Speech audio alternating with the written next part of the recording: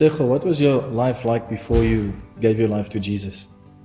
Well, it was quite an interesting life, I would say. The friends I used to hang out with, or the people I used to hang out with in university, and those people who don't know the person that I became now when I became born again, who still think I'm the person back then. When they see me, they're like, "Hey, let's go for a drink. When are we going to go partying?" And then I always just cringe because I'm not that person anymore.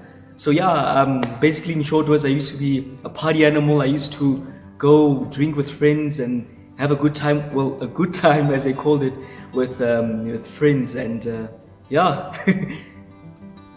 And so when you got saved, that time that you gave your life to Jesus, why did you get saved? What happened in your life at that point?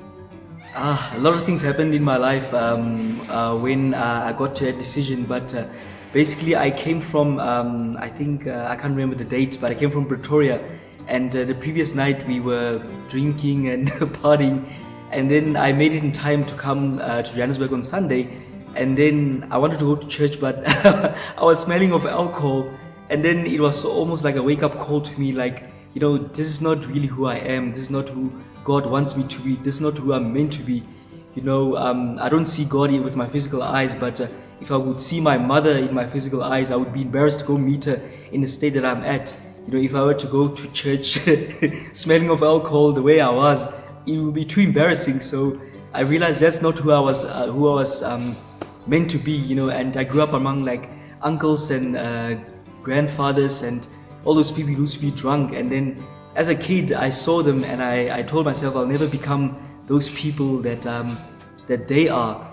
And at that moment when I was drunk, or when I came back to Johannesburg and I was smelling of alcohol, there was sort of an image of me seeing myself growing up to become my uncles and my aunts and my grandfathers who were drunkards. And it gave me like a wake up call, and I was like, you know what, I need to make things right with God. And I was lucky enough to find people who were helping me to go through that, because in my previous life, like all my friends, they saw God, they were lukewarm about God, and then even though I was on fire for God, but the people I hang out with, they were not really in the same level of belief that I was in.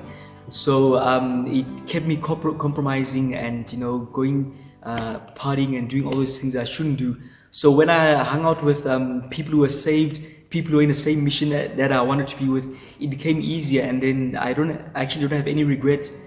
Back then when I was doing all those things, I was doing it, but I was always cringing and looking behind my shoulder and be like, I hope I make it home alive tonight. We go to the Hatfield Square and then we have a good time, and then I just hope I make it back in time. I was never comfortable, and I was never free. I was never liberated, because I knew that's not where I was meant to be. But now I don't regret the life that I'm living now, the life I'm living for Christ. I don't regret it at all. So yeah, I'm not just saying this to convince you to give your life to Christ so you can go to church and give your money to church. This is just something real that has happened in my life, and I don't regret it. So I'm actually quite happy for that. Thank you very much. Thanks. God bless you.